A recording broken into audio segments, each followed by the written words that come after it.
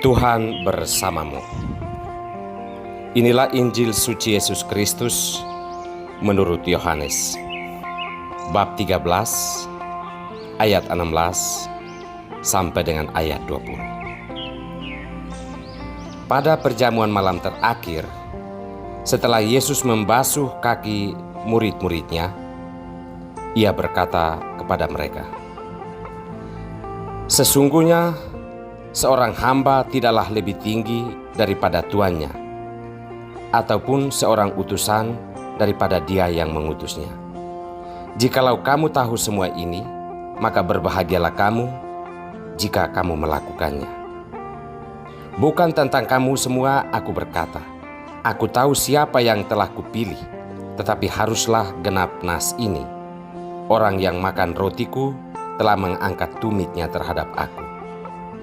Aku mengatakannya kepadamu sekarang juga, sebelum hal itu terjadi, supaya jika hal itu terjadi, kamu percaya bahwa akulah Dia. Aku berkata kepadamu, sesungguhnya barang siapa menerima orang yang kuutus, ia menerima aku, dan barang siapa menerima aku, ia menerima Dia yang mengutus aku." Demikianlah Injil Tuhan.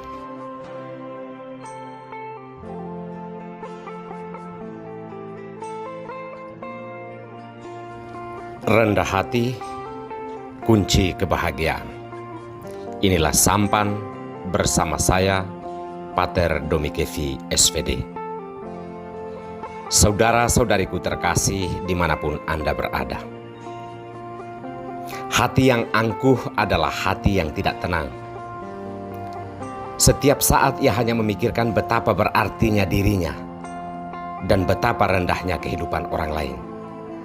Sedangkan orang yang rendah hati tak peduli apa kata orang dan apa penilaian orang, karena hal itu tak sedikit pun menambah, apalagi mengurangi dirinya yang ia terima apa adanya. Orang yang rendah hati bisa tidur nyenyak dan bisa menikmati hidup apa adanya. Dia bahagia, maka jika mau bahagia, rendah hati adalah kuncinya. Saudara-saudariku terkasih, setelah membasuh kaki rasul-rasulnya, Yesus menegaskan sikap rendah hati sebagai kunci hidup bahagia.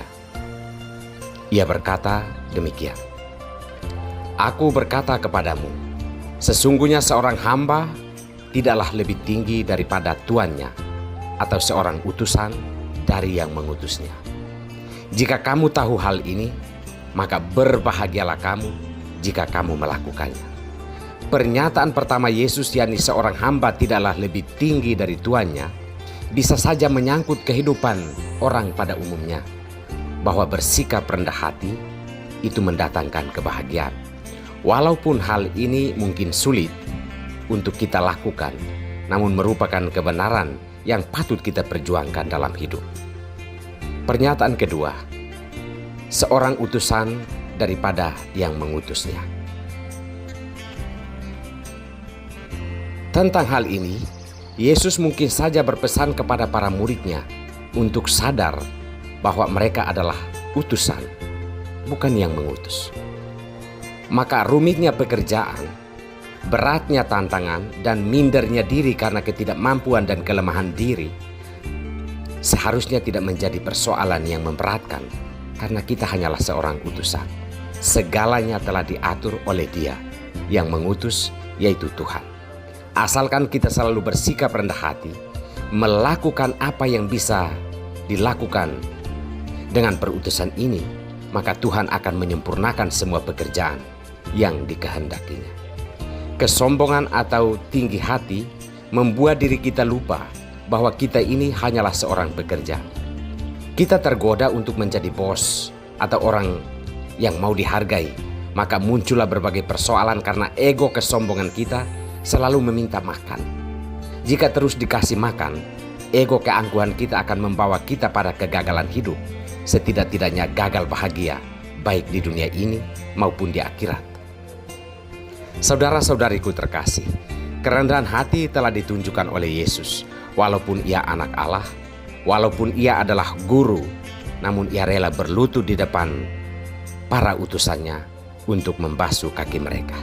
Ini keteladanan dalam hidup rendah hati, bersedia untuk melakukan hal yang terbaik demi keselamatan orang lain atau demi kebahagiaan sesama. Semoga kita bahagia karena kita mau rendah hati. Tuhan memberkati kita semua.